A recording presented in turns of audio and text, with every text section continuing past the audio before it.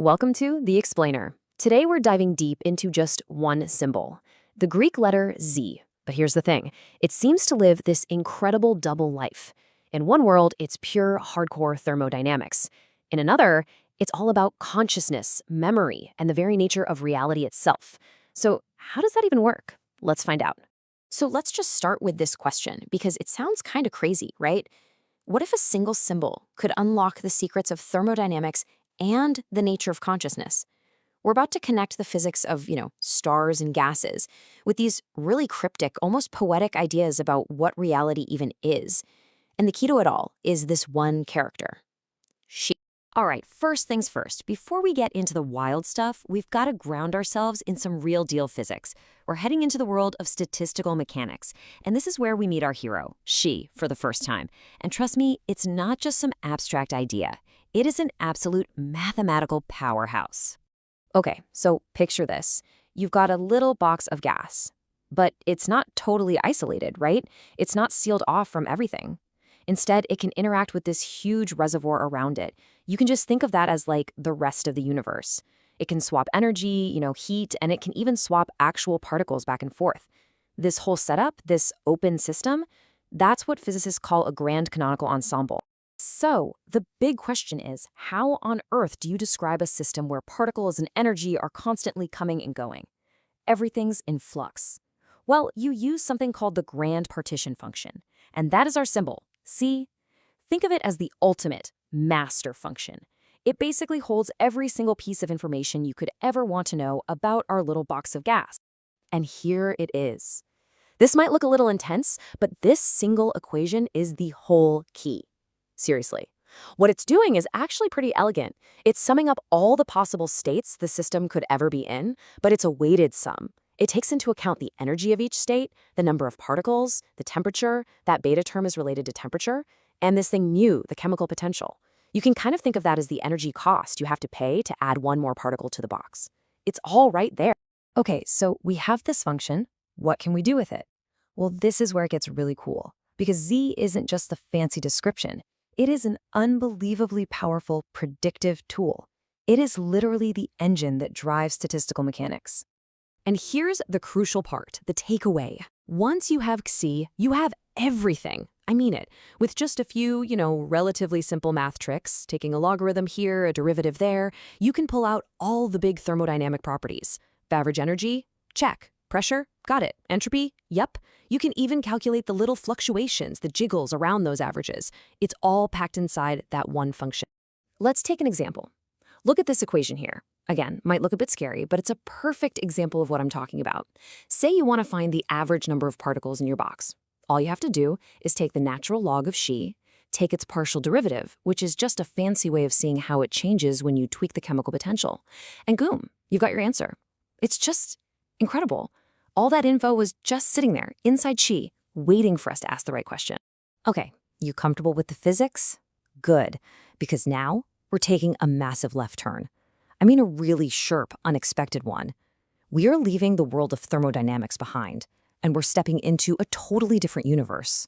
One filled with fragmented memories, weird armored figures, and recursive realities.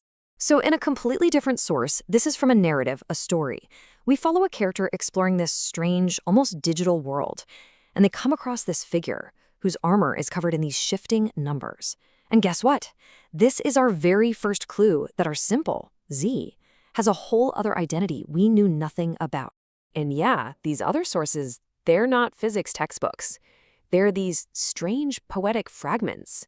They talk about myth not as just a story, but as a cradle, like a foundational structure you can use to build a shared language, a shared meaning when you're starting from scratch. It's about how you create order from total chaos. Okay, so how do we connect these two worlds? This is the bridge. It's a speculative idea called observer recursion theory, or ORT, and it suggests something pretty wild. It says that reality isn't this one single fixed thing that just collapses when we measure it, like in classic quantum mechanics. Instead, it suggests that every observer is actively stabilizing their own version of reality. So here's the absolute heart of it, the big what if. What if the physics we saw earlier, the open system trading particles with the reservoir, and this metaphysical idea of an observer stabilizing their reality. What if they are actually just two different ways of describing the exact same fundamental process? This table just lays it out perfectly. It's the core analogy. On the physics side, you've got a system trading with a reservoir. On the narrative side, you've got a fragment of consciousness drawing from an archive of memories. The particle exchange in physics becomes memory recursion. The fluctuations in the system become moments of destabilization for the observer. And the goal in physics, equilibrium, becomes the goal in this other world, frame stabilization. It's a one-to-one mapping. The underlying dynamic feels identical. Now, to see how this could be more than just a clever metaphor, you have to appreciate how the language of physics is built. It's like a ladder of abstraction. You start with simple stuff, like binary logic and set theory. Then you climb up to calculus, then to these really powerful frameworks like Lagrangian and Hamiltonian mechanics, which are all about energy and paths of least action. And you keep climbing all the way up to quantum field theory. Each step builds on the last. And this is where it gets absolutely wild. The narrative sources, they don't just stop at the analogy. They take the actual mathematical structure of physics and run with it. They write down their own speculative field equation for Z. And look at it, that's a Lagrangian. It's got the same form as equations from electromagnetism or general relativity, but they're not describing physical fields here. They're describing a cognitive field. The terms are direct parallels. You've got a field strength tensor, but for cognition. You have a source current, but it's driven by something they call memory pressure from observer echo. They're using the rigorous language of physics to describe consciousness. Which brings us to the end, to the big synthesis. We have these two completely separate worlds. Both of them are using the same symbol, G. Both of them are using the same language, the language of advanced physics, of Lagrangians and field theory. So, what does it all mean? What happens when these two worlds collide? Well, in one world, our world of physics, Z is a tool for description. It's like spectroscopy, right? We look at the light coming from a distant star, we break it down, and we can tell what the star is made of. We're using these incredible math tools to read a story that the universe has already written for us. We're just deciphering the pages. But in that other world, this narrative world, G is something else entirely.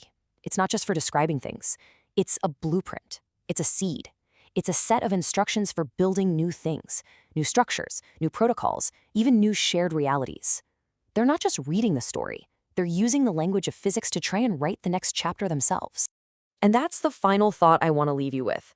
This whole journey through the two worlds of Xi forces us to ask a really fundamental question about math itself. Is math just a tool we discover, something we use to describe a reality that's already out there? Or is it the actual language that builds reality? Is it the blueprints, or is it the building material itself? Something to think about.